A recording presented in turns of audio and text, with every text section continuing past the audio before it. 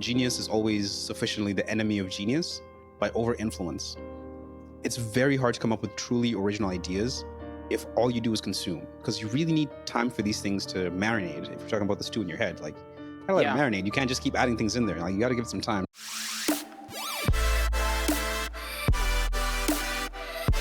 My goal for today is to build a mountain, build a hill, perhaps not a mountain, a hill. I want to build a hill, and then I need to make this hill so secure, so well developed that essentially that I will be ready to die on it. Okay.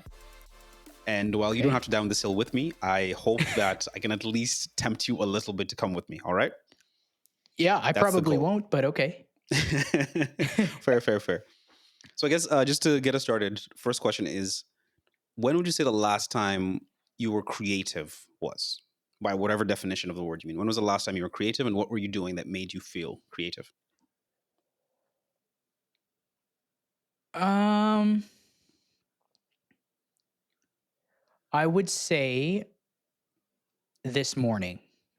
I was on a call with a prospect to potentially engage in like financial planning solutions, and I think there was an element of storytelling that I had to conjure up, and I felt very creative because one of the things I've learned about successful selling is the fact that facts and statistics don't necessarily sell as much, whereas emotions and storytelling is significantly better when it comes to the art of sales. So now whenever I think about a potential sales meeting, I'm thinking about, okay, this person who I'm talking to is the character in a story that I'm supposed to create and help this individual visualize. Right. And that character is now on a journey where I'm supposed to help guide. I'm supposed to be the guide to get to their end destination. And usually their end destination is significantly better with the assistance of Trilogy Wealth's financial planning services. Quick plug there. I love it. Yeah. So in a nutshell, I would say that this morning when I was trying to, speak to this prospect, there was an element of storytelling that I feel like I had to kind of create or conjure up on the spot. But yeah, what are you getting at? This is fantastic. So this example, initially I thought you were going to go in a different direction. I thought you were going to go in my direction, but then you kind of stuck to the classic definition of what I think creativity is. I think when people think about the term creativity, it's very often tied to some sort of art, I think, right? Like it's usually whether it's like storytelling or creation of music or visual arts, architecture, things like that. But I guess what I'm trying to get at today is the fact that creativity is much more fundamental to our human experience than that, right? Okay. And so initially when we started, I thought you were going to say something else about like financial planning or, you made a crazy model. But the fact that you went back to a story is interesting. Not like it's not a bad sign or anything, but I think it's lending to this idea I have in my head where as society, I think we have let the visual, musical, and like those other creatives hijack the term. I think I think when people think of creativity, it's almost limited in its scope, when in reality, I think creativity is so much more. I think creativity is really a very fundamental part of our human experience. If we rewind back a couple of episodes, I had once mentioned that I don't put humans on a very high pedestal, right? I think I said something a bit spicy. Just to we got a lot of heat for that. I got a lot of heat for that. Yeah, no kidding. I got like a lot of DMs about that. So I had to tell like two different people that I had no association with this idea, and I had to leave you to die there on your own. Or this person. Yeah, exactly. No, like I think if I were to clarify my thoughts, so first of all, I probably made it sound a bit more aggressive than it needed to be. What I really should have said is that I don't have humans on a pedestal of kind. I have humans on a pedestal of degree. And to kind of unpack that, essentially I'm saying that I think humans, I think we are like just more impactful, more powerful than most other animals in like almost every metric you can think of. Yeah. It's in like how much impact we can have on the world. But I don't think that there's something fundamentally different about us versus, for example, something else in the animal kingdom, right? And so my point wasn't that humans aren't special. My point was that we aren't special in a way that nothing else can be special. And so that's kind of getting into the weeds a little bit. But I Okay. think one of the reasons that I'm bringing that up is that even just that specialty of degree, being special in an extra level, not necessarily like in a different way, um, I think such a central part of that is this ability to create ideas. I think the fact that Mm. we have these huge brains, we can hold information, we can combine different subjects, we can learn from other people's experiences. I think you only really get to use that when you're creating things, right? And I think creativity is really how we've come to the place that we have as a species. And Okay. so, go ahead. No, I was just going to say, only because I've done a little bit of digging into this, right? So, Hmm. as I've said on a few episodes, I've been really getting into the whole evolutionary psychology and the track of evolution, and how that, basically how probably the greatest and strongest force that has ever been known to man has come about, and how it's shaped us Hmm. as a species. So, basically the baseline idea of why, our brains are so big is because of the fact that we need it we need it to communicate, right? The only way that we've survived as a species is because we are really, really powerful in numbers and Hmm. communicating to each other. That has Hmm. lended to this massive growth of our brain over thousands and thousands of over thousands and thousands of years. So I would say that, the reasoning as to why our brains and our heads are so big is because of this idea of this needing, like, this need to communicate. So Hmm. how does that fit, or does it add a different layer to your idea of, the reason why we are where we are is because of the idea of creativity? Do you get what I'm asking? I think I get what you're asking. I would say that they. I'm not saying creativity is the only reason. I think. What was I trying to say? I think my initial point was more around the fact that you can have memory, you can have communication, you can have all these things, Mhm. but until you're doing something new, like, is it like I feel like your actual implementation of all of these amazing tools that nature has given us and that have kind of developed in tandem, it kind of like all comes together with creativity. So Yeah, does that line okay, up with what you're saying? Okay. Mhm. I think 100%, creativity is the end 100%. point. I think. Hmm. Yeah, I think that's kind of what I was. That's what the fishing line I cast out, and I was hoping you would kind of get onto. And I think it would help me if we take the time to actually define what you and I both look at is creativity. Hmm. Okay. Okay. This is good. This is good. To answer the question I asked you earlier about when was the last time that I was creative, Oh yes. would be this morning. Also, but in a very different way, in a way that I think a lot of people might not consider creative, but in a way that I definitely consider creative, which is why this is the mountain I'm building. Yeah, yeah, I was in Microsoft Excel, and as you know, there was an interest rate announcement this morning yeah. in Canada. We dropped on the 25 basis points on the overnight rate. So um, that's a big part of what we do at work. Obviously, cash rates have a huge impact on our overall product shelf, and so working on some updates for leadership, and essentially I had to like change how a certain presentation was looking. And like, not to get into the weeds of things, but basically the way I generated this chart was just very different from how I've done in the past.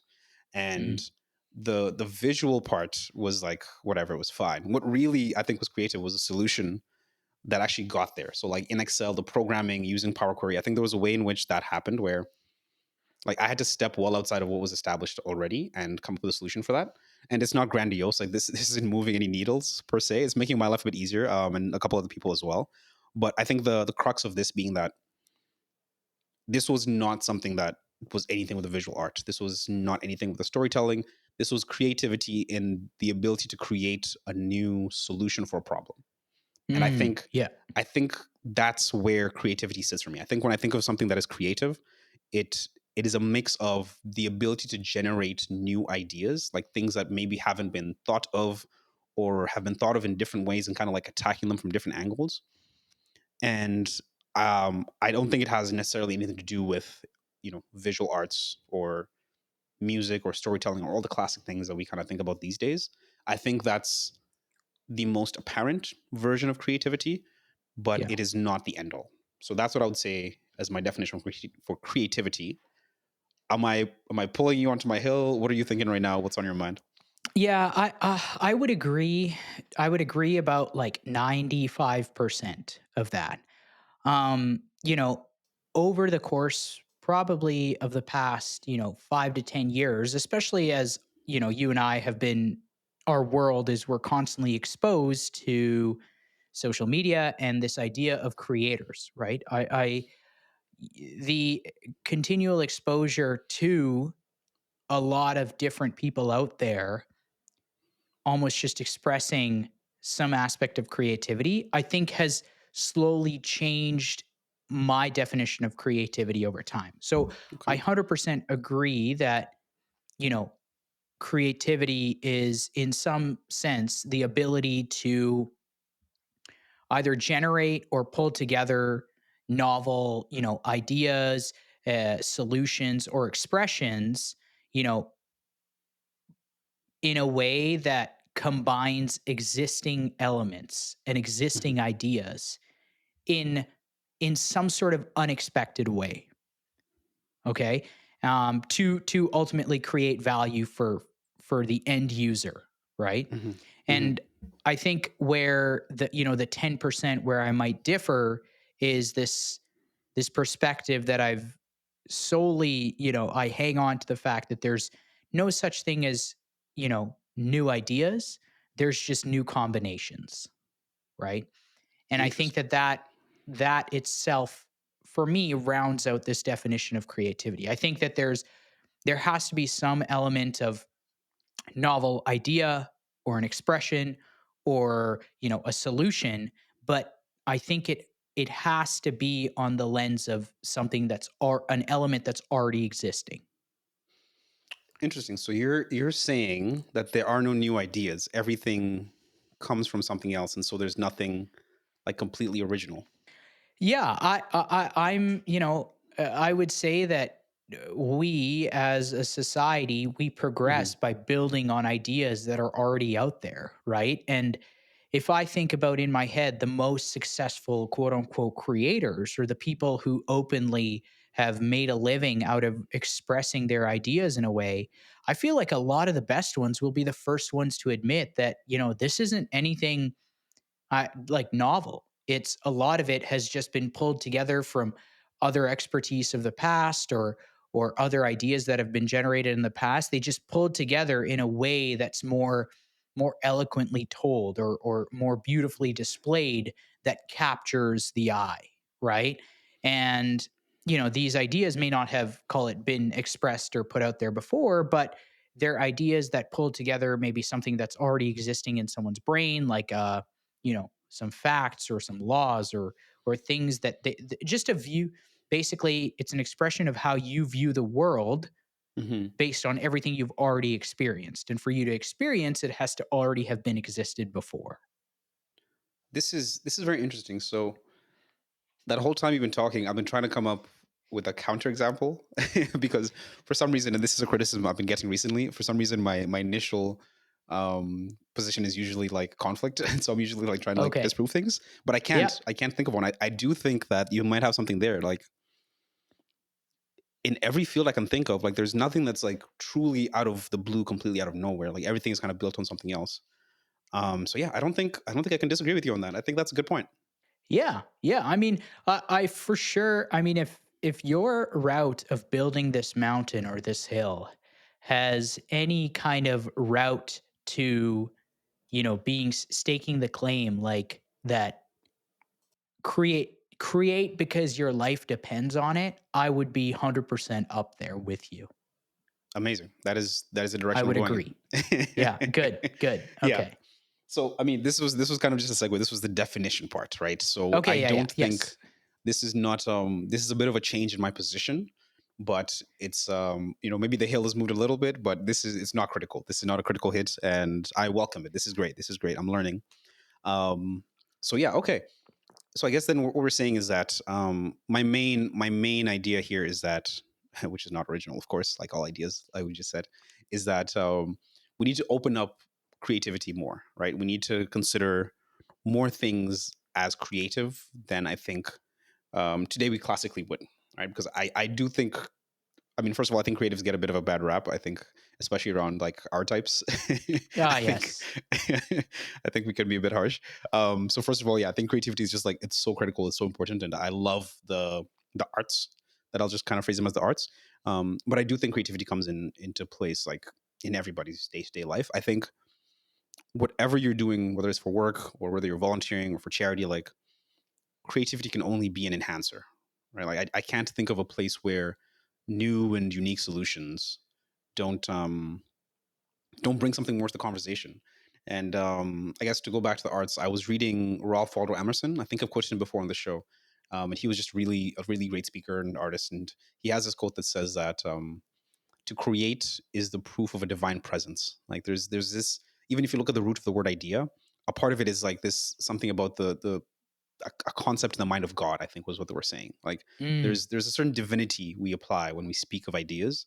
And I think that is because we can see that humans, which I mean, I think in most religions we've kind of seen ourselves as like the epitome of creation. We have yeah. a way to harness creativity that other animals just can't. Um, and I think that we've understood for a long time that coming up with ideas and being creative is really close to God. Mm. Because like, what's the first story in the Bible? God creating Yeah, yeah, the yeah. the universe, right? Like, it's just, it's really foundational, I think, to our experience. And so, what I want to now get into is how we can leverage this thing of creativity in our day to day lives more frequently, right? So, even those who are not creatives, I think we both wouldn't classify ourselves as like creatives in the classical term of the word, Mm. but like you just kind of explained a few minutes ago how you've been creative more often and how that applies with your life, and I did the same thing. And so I guess I would basically ask, like, in what modes, like when do you feel like you're being creative? Like what does it take for you to get to a place where like, oh, that was creative? Like is there anything specific that you kind of find is common? That's a good question. You know, my natural tendency would lean towards the moments in my life or in my day where I'm expressive, Hmm. right? Where I'm trying to express something in some sense of the word, whether it's as simple as writing an email or kind of a blog post for our company website or talking or preparing for, this podcast episode and things like that. But, if I think about the element of creativity, I think it actually starts from some sort of capture mechanism, basically Hmm. some sort of way to absorb or take in information. And I think the first step of creativity in my life has to has to do with a combination of exposing myself to different pieces of art or other bits of creativity, but then also converting that into being conscious about thinking about in my head, okay, how do I look at this and how can I recommunicate it or re-express it in a way based on the elements and experiences that already exist in my brain, right? So I think for me, truly, the act of being creative begins with capturing information through the lens of the experiences that I go through on a day to day or an hour to hour basis. Does that kind of make sense? This 100% makes sense. This ties in very closely to my list. I also have a list, and number one on there is some sort of foundation. Mm, And this when I was thinking about this initially, it was somewhere along the lines of memory. Like I don't think you can be creative without memory. Like if you just like remove someone's memory completely, like there's no way to hold information. There's no way to build on things. So this and of course, these apps are an extension of the human memory, right? So the Yeah. more you have there, the better it is. Just to double click on that a bit more, do you think it's necessary for creativity for this information that you receive? Let's say, for example, you mentioned exposing yourself to media and all those kinds of things. Does it have to be in the same field, or do you ever feel like you get ideas from out of completely different, um, I guess, edges of the professional world, perhaps? Yeah, for sure. Absolutely. I mean, we've talked about this many times before. What I do for a living is very specific to one domain. But, I'm very lucky in the sense that this particular domain says so much and has so many relationships with other domains in life, right? So, for context, money, there's so many aspects of money that stems from the laws of like human nature or aspects of, health and nutrition or psychology.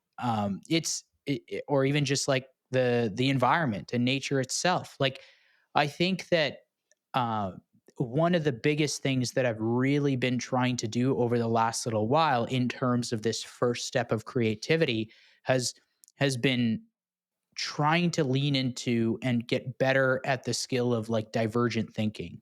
Basically Mm, pulling and absorbing and reading and consuming things from other fields that where the creativity element in my head will be coming from expressing that particular lesson or understanding from this other field into my field of financial communication, decision making, and long-term planning as it is, right? So I would say that I've started to lean way less on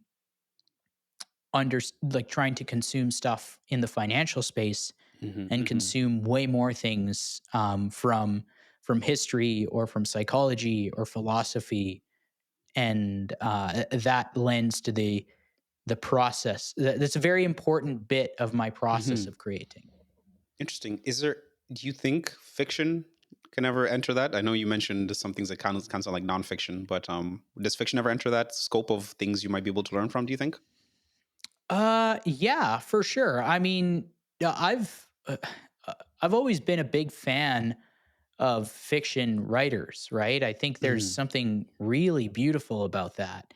And I would say, I, in my experience, most of the value that I've gained from fiction has definitely been through the lens of understanding how this author was thinking about this particular story or something like that, right? Rather than the actual story itself. mhm, Trying to put my shoes in the, trying to put myself in the shoes of the author and looking at their process of delivering this fictional story. mhm, I don't know if mhm. that made any sense, but do you know what I Yeah, mean? no. It's Mhm, hard for me. I still got not gotten to that place where I'm looking at the actual story, fictional story itself, and I'm more looking at the relationship between all of the fictional stories that I've read and how that relates to a specific field. I love how even in your recreational fiction reading, you're still like kind of locked in on I on your know it's goals. an It's absolute great. weakness. Yeah, for sure. No, this is great because yeah, I've been I listened to a podcast recently, and they made a similar argument where essentially they said that some of the best teachings that are in all of these nonfiction books that are being released. There's a new one every single week. That's like number one. You must read this book. Like it's a never ending stream of consciousness from these authors. And they made the argument that so many of these lessons can be learned in fiction, and that humans actually retain, like you had said earlier, the stories more than the facts. And I feel like a lot of these Yeah. um, self betterment, self improvement books, they try to provide you with the information. And I think fiction, like a really good fiction book, can just tell you a story that really lingers. Top example that comes to my mind immediately is The Alchemist. The Like Alchemist. Yeah, I was that, gonna say it. Yeah. yeah, all right. Like that book is about resilience. It's about taking opportunities when you get them. It's about changing your relationship with risk. It's about so many of these lessons. Going off the beaten path. Going off the beaten path, exactly. Like Yeah. it's a book that has like all of the self-help things you might read in like a Tim Ferriss book or something, but it's presented to you in a way that's just like much more palpable, and I think also much more memorable, right? Hmm. So I love that. I love that that you're kind of incorporating a bit more fiction, nonfiction, and like things outside of your domain. I think that's fantastic. I think actually that's been the primary way that I've been learning the last few years. I think I've mentioned to you how eclectic, for example, my YouTube is, how eclectic my readings are. Like I think I haven't really like triple focused on a specific thing so much the last couple of years, but I think that this scope of things really has helped me be able to kind of think about problems from different angles, and I love that as an approach to kind of enhancing creativity. And then you also mentioned how you're connecting ideas from different topics like, you know, psychology and finance, or maybe it's self improvement and a little bit of money, whatever. Anyway, there's Yeah, connections, and I yeah, think that's also really key. I think this is gonna be silly, but for some reason there's a channel on YouTube called the Game Maker's Toolkit, where he just yeah. like talks about making games, and I think it's just so interesting. And he mentioned how he was designing levels for a game once. And one of the best things you can do is if you make a matrix of um, the different tools in your game. For example, if you're like an adventure game and you want to come up with new weapons, maybe you have like a bow and arrow, gun, whatever, whatever on one axis, and you have them on the other axis as well, and then just combine them and see what happens, right? So Mm, sometimes you might get like bullets coming out of a bow, and it's like this might be actually kind of cool, or like a flamethrower and a pistol, and it's like a lot of them will be garbage ideas, but every now and then you'll get something that's like this could be a really good idea for this game. And I yeah. think that really is the same thing as what you're saying here, right? Like if you combine these ideas from different places, so often um, you'll come up with things that you otherwise would not have if you hadn't. So I think that's really cool. What about the role of silence and time? Because I think one thing that I'm struggling with right now as well is the fact that I think I'm over consuming media, and I think it's hampering that a little bit. So I think taking slowing down is so important. Do you find this? Because I find that when I'm like in the shower, or like when I'm taking a walk and there's no music in, is when some of my best thoughts come to me. Do you have a similar experience? And how does this, like things like maybe meditation, things like just kind of shutting down incoming information, like journaling, things like that, like how does that play a role in your own journey? Yeah, as a fellow struggling and recovering productivity procrastinator, I would say That's that 100%, like the element of you know, I think like a lot of science, a lot of research says they call it something like an incubation period or whatever, where you have these people, these super successful people who take like a week, a year, where they just go off to some like cabin in the middle of the woods, and they just like basically no phones, no technology, and anything, just to think hmm and then hmm document that. I think there's a lot of value in that. I also think that it's just miles. It's just so much easier said than done, right? Like I think we're just so overexposed to a combination of advertising and media that just constantly is begging for our attention. And I think hmm there's a serious skill that comes from not consuming and instead just thinking, like ruminating on the ingredients that are already in this stew that is inside of your brain, right? Which is why, yeah, it's funny. I feel like the whole shower thoughts are insane, because everyone swears by it, and it's just simply because it's this forced time to not consume. this is so key because you don't have to be away from a screen for any minute of your day except when you're near water, right? That's what the shower Y- gives you. Like it's actually kind of nuts that is That's a good point. that's kind of it. Otherwise, like there's a screen or there's a monitor or there's a TV. Like the other day, I was my laptop was in front of me. I had my phone in my hand, and the TV was some YouTube video was playing on the TV, and I was just like, "What the hell am I doing?" Like, Yeah. it's so easy to just overconsume for the rest of your life. And I saw this saying once where it said like, "Genius is always sufficiently the enemy of genius by over influence." It's very hard to come up with truly original ideas if all you do is consume, because you really need time for these things to marinate. If you're talking about the stew in your head, like, you gotta let it Yeah. marinate. You can't just keep adding things in there. Like, you got to give it some time. So yeah, I'm trying to decrease my consumption. I'm trying to increase how much output, whether it's like speaking or writing, and also just increase the silence. Like, I want to really give myself a few minutes. I've been doing actually quite well. One of my goals this year was to give myself the first half hour of the morning when I wake up, just like no phone. And I think it's been going quite well, right? I just immediately start with like a shower, brush my teeth, and then by the time those two things are done, and maybe I'm getting myself ready for work or whatever, like it's been half an hour, and I just feel great. I feel like it gives me time to think. There's no music in the background. There's no podcast. There's no YouTube video. Like, it's just me and my thoughts, and it gets a bit dark in there sometimes. But I think overall, it's been a net positive. So that's been great. Yeah, I 100% agree. And I mean it's just all the rave these days, right? Things like meditation or mindfulness or creating elements of being present, which is crazy, right? Because, thousands of years ago, they literally had no choice other than just focus on what the heck is going on right now. Hmm. I think it's just getting harder and harder in our world today. And I feel like everything kind of swings back, right? Everything is circular. So I think, in let's say 30 years from now, the flex will be, you're not a consumer. You've just, lived all these experiences and you've done, maybe you've read these fictional stories and things like that. And then that's where it all comes from, right? And, it'd be interesting to do. I really like that about, what we're doing here, right? Is when I guess we do a little bit of research or we take down a few notes, but I feel like a lot of our discussion, comes from just straight up our experiences and just the art.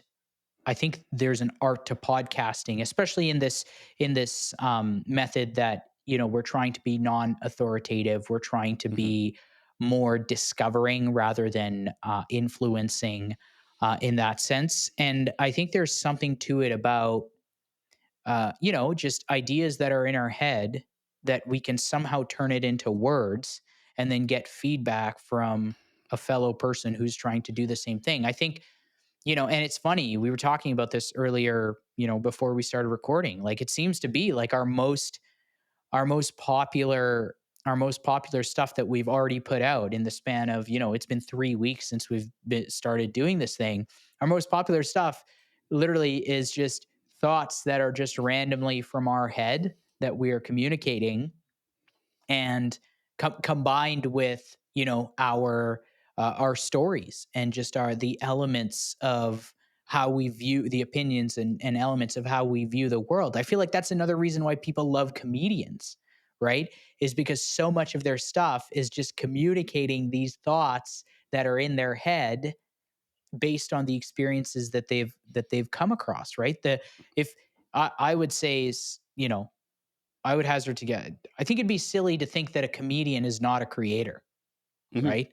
Yep. And they're probably some of the best creators out there, right? And I think that there's a really remarkable element to just they spend a lot of time ruminating and writing and thinking. It's not really about researching facts or consuming other comedians or things like that. Maybe there's aspects of consuming other comedians of their Hmm. style and Hmm. things like that, but I think truly what we're there for is the ideas that they communicate. 100%. 100%. Yeah, I think you do need that foundation, but at some point, like, you have to step away and let things occur. And this is actually tied to one of the other points you made. And so I have a list of like the things you need to be a creative. And Okay. when you kind of went over your list, you hit pretty much all of them, which is fantastic. The Okay. last thing was also, you had mentioned how you have to like kind of put yourself in an effortful place, I believe, right? Like, you mentioned how you have like, you can't just be creative and expect ideas to come to you. Like, you actually have to create that space, and it's effortful, right? I think there's a way in which, while some of your ideas might feel like they just come to you, they don't just come to you. They've been coming while you've been developing them, right? Like I think Right. there's much more work to those eureka ideas. Like, I think the classic example is the guy in the bathtub who said eureka. What was his name? Was it Archimedes? Yeah. Archimedes, yeah. I So just he said that. I have no idea, but yeah, I'm just agreeing because it sounds smart. So okay. I'm 67% sure it was Archimedes. Essentially, he discovers the fact that any body underwater displaces as much water as its volume, which then helps calculate volumes of irregular objects because we didn't have good ways to do that. And he realized in the is bathtub. he's also the guy who did the lever, right? Like, bring the Archimedes principle is like I think, bring me a yeah. lever and I can lift up the world or something. Bring me a long enough lever, and yeah, I can. Yeah, yeah. That I sounds can about right. It's one of move the those mountain or Greeks. You something. know how those Yeah, yeah, Greeks are. yeah. They had all the ideas back then. Yeah, yeah. Watch um, it be some like Italian and then there's there's no way. we just disgrace the entire history of a Uh, culture and a nation, but that's okay. Again, like we said earlier, we're discovering here. We're not educators, And we're not um, sorry. and we're not sorry. Or even the classic example of Newton and the apple, right? Like, people say, "Oh yeah, Yeah. Newton fell. The apple fell on his head, and then he came up with gravity." But it's like, no, like he'd been thinking about that exact problem for years. Like he'd been building up this whole model of like why bodies fall the way that they do. And like, sure, that might be like the last straw that breaks camel's back, but there's still all the other straws below that one that kind of like set the scene for that last one to break it. That's actually the origin of the last straw thing, by the way, the straw that broke camel's back, for those that Oh, aren't aware. So yeah, so I think that there's a big aspect of like this, ideas occurring to you that is a bit misleading. I think there's a lot of foundational work to be done. And so, yeah, if I do a quick recap, we would say that what is required for creativity, I think you begun with foundation is what I kind of call it. But yeah, it's like the like knowledge of whatever you're trying to be creative in, like putting in the work to like understand the ideas, reading up, and just having a grasp of things. Motivation, obviously, like you have to want to do it, and that ties in with attention. Like you have to be attentive, and you have to be effortful in creating space for an idea. And then the last thing is just that space and time. I think are like the fundamental requirements. And then some enhancers. I think you talked about connecting ideas from different media. I think is really cool. I think experience. There's this thing in mathematics where eventually you get an intuition of how the math works. And so, like, you might be attacking a new topic that you've never done before, but you have an intuition from all these other things that you've done. And I think same thing happens in a lot of arts and musics. You might not have evidence at this minute that this is correct, but you have an idea. You're like, you know what, this feels like it's correct based on your experience. So I think experience is really important there. And then the last one I would say is conflict. I think when you're in the corner, when you have to come up with something, people come up with some crazy stuff. yeah. I think I think that's really a special one. It's not easy to put yourself into that, but it's a big one, I think. And I feel like you might have some experience with this one, no? Oh, 100% all the time, right? Especially when your back is against the wall. You have to almost just figure it out, whatever's in there in your brain, and just, regurgitate something when you have to. Yeah. I think that there's, a really good element that of the creative process that comes from adrenaline. And I Mhm. feel like, there's a combination of external substances like stimulants and things like that that could fuel that. But also, a space of, you know limited distractions. Do you have a creative process that you would say kind of works in the background, in the ether of your brain, as you think about creative? Like, I feel like, obviously, us having this conversation, our Mhm. goal is Mhm. to be a little bit more conscious about being creative and Mhm. Mhm. noticing moments in the days when, okay, this is an element of creativity. Do you have some sort of like process that you could verbalize in some fashion? Honestly, nothing too groundbreaking or even structured. I think for me the big thing is really just experimentation. Like Mm, if I'm coming up to a problem and I really don't know how to approach it, I'll just kind of try things. And I try my best to be unmarried to the first idea and the second idea and the third idea because eventually it'll come to something. And so yeah, I often try to just like prototype as much as possible. I will always kind of start with some small understanding of the field, like just to make sure that I know things. But if it's something that I'm quite confident in, yeah, I'll throw a bunch of things at the wall. I'll see what sticks, and then I'll just kind of keep zooming in that way. Not Mhm. the best thing because obviously you're kind of limited by the scope of your own imagination, but this is something that I do want to work on. So yeah, that's kind of where I'm starting from right now. Okay. Yourself? Yeah, I'm a big structure guy. So I like Hmm. kind of, if I were to say the only thing that I was able to think about would be a call it step by step process that changes in terms of the amount of time, but I think every aspect of my life where I have to be creative, it probably goes through the same process, right? Hmm. So I would say step one is like the preparation or like the gathering knowledge phase, which you said most people kind of get stuck on, right? Hmm. It's some sort of consumption in some fashion, right? And the smartest minds of history had this process, right? Where they were gathering information that was either generated before. This is the basically existing ideas phase, right? So number one is kind of like this preparing, gathering the ingredients, right? So gathering knowledge. Number two, I would say, is like the incubation period, right? Where Okay. there's like unconscious processing in your mind, which is best done with limited distraction. Number three would be like at some point, hopefully you're going to reach some sort of insight. So you're like illuminated, right? Or you have an initial hypothesis, right? And then I think step four would be there should be some element of expression, whether it's through conversation, through a presentation, through, you know, um, artistic output of some sort, right? There's an expression. And then I think the last step, which is important, that I feel like I've always just overlooked, is this idea of verification or like refining and testing the hypothesis that you've Mm. expressed, right? Interesting. I Okay. think like it's like you have the ideas, or you gather the ideas, you think on how you can put those ideas together, and then you've reached some sort of hypothesis on how those ideas can come together. You express it, and then based on potential feedback that you may get and more information that you gather, you refine that and you perfect that, or you refine it and you test that idea over and over again. And I think that's the beautiful element that can come from an Excel model to a podcast or a video or a piece of art that you paint or draw. I think every bit of creativity, I feel like for me, has gone through this process. And it's not like it's obviously it's not linear in a sense, but it's also it also applies. There are multiple inputs going in at the same time. I think every aspect of being creative goes through this process. This is fantastic. I like this. Yeah. This is more or less this is more or less what I think I would usually do, but it's just so much better said. And you have a way of doing this, so I appreciate that. That's fantastic. Um, yeah, no, I think then I think we have something here. I think we've said some words.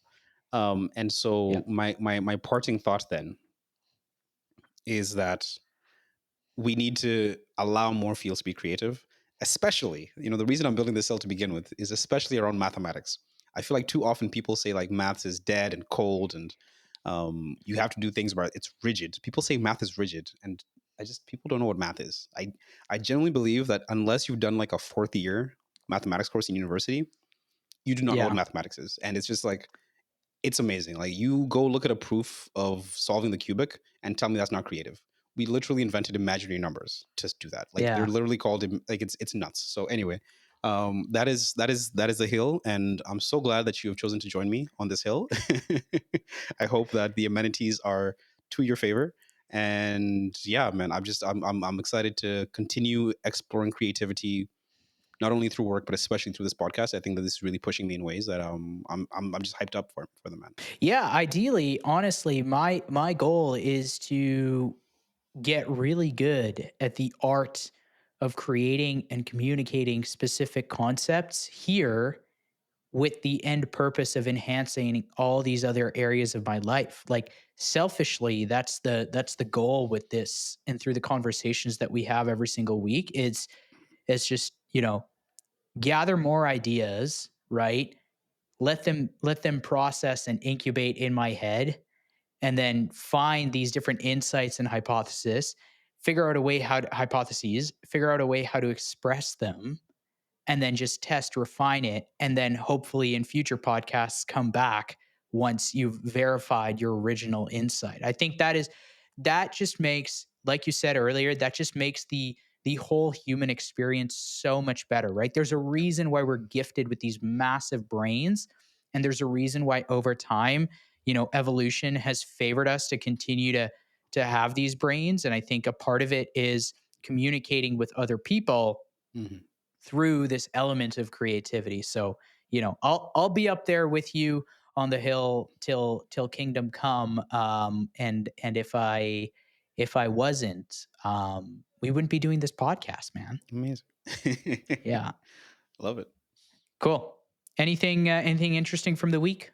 Yeah, I think I saw a video that was interesting. It actually, sorry, it was a podcast. It's called Against the Rules with Michael Lewis.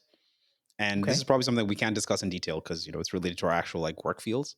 But they mentioned how in consumer goods, things like buying a toaster, buying a fridge, buying an oven, um, this was specifically in regards to states. This is not in Canada. Canada is a bit different. So in the states, like there's a protections agency that basically says, "Hey, don't buy that. That is going to catch fire," and they take it off the shelves. Like there's actually a regulation. Right.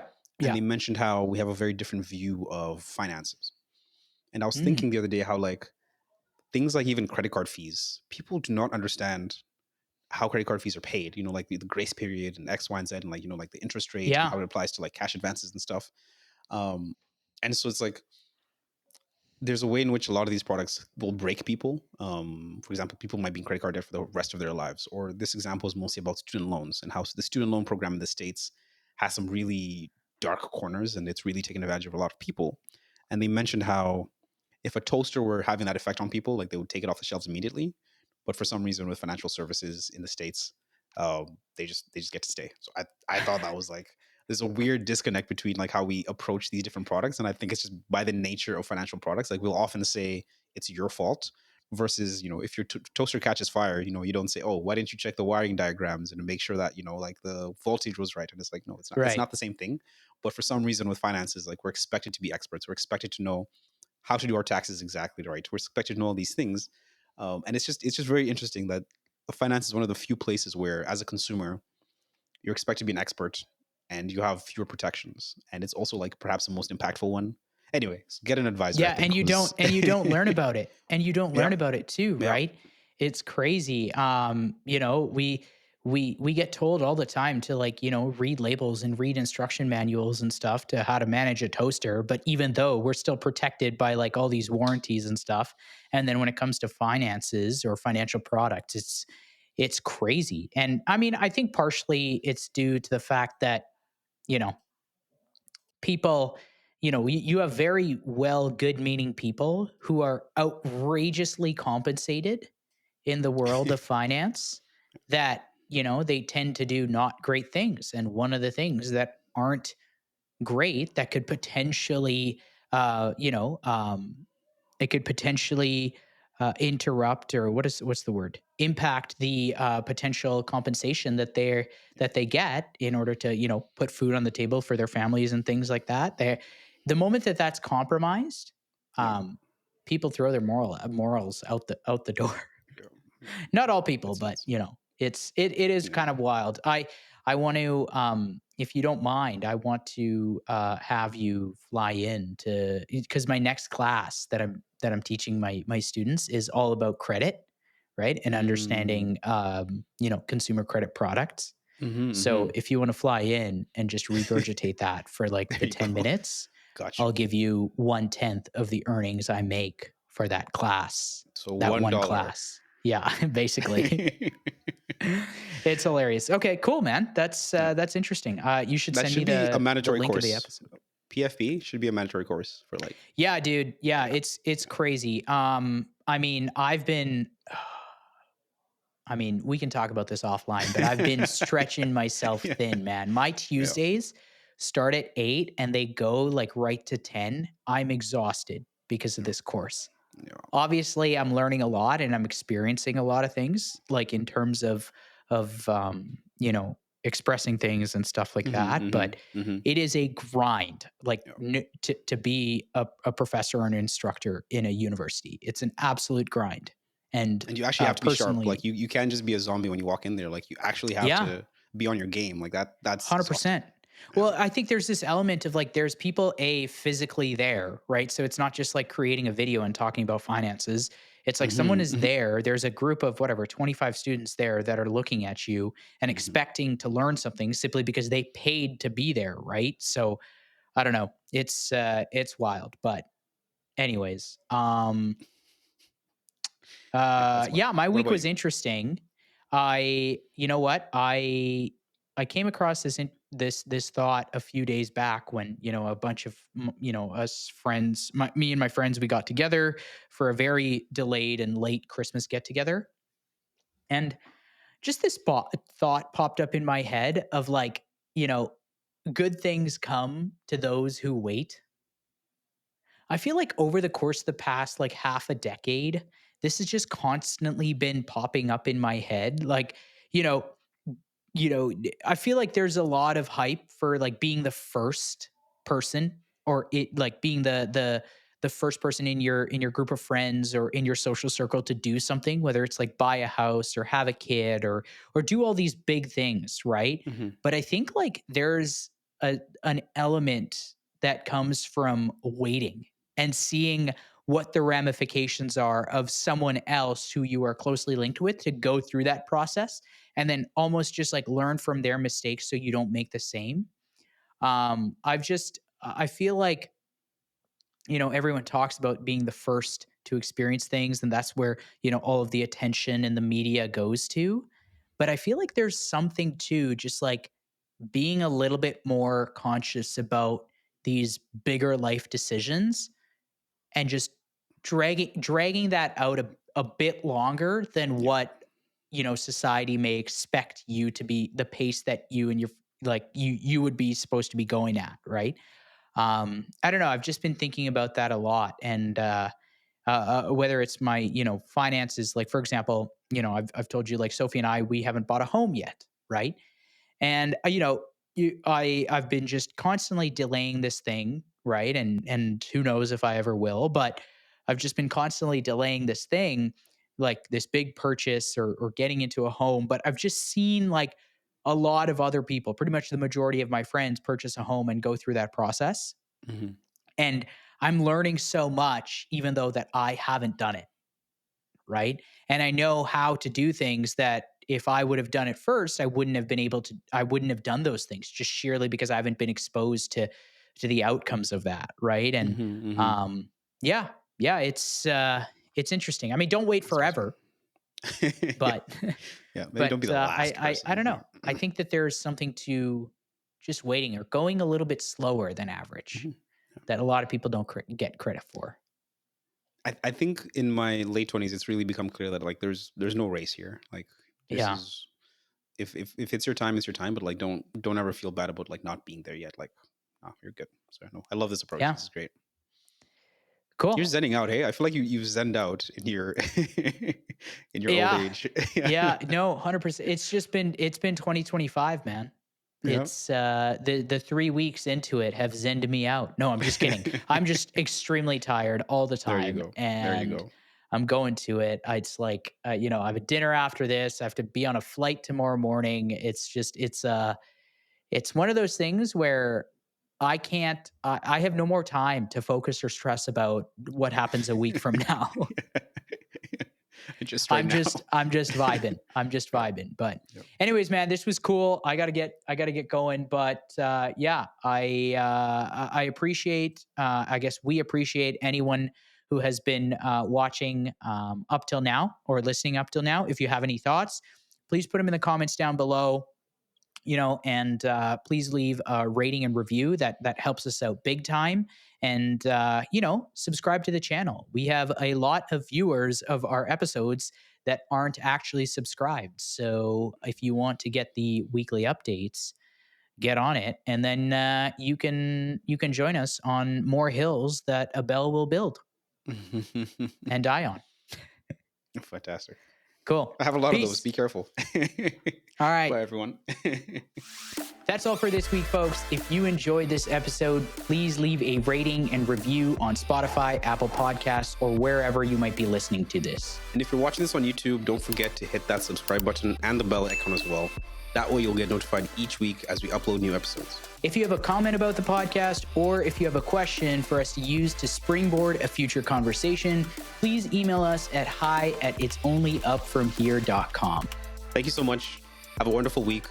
And don't forget, it's only up from here.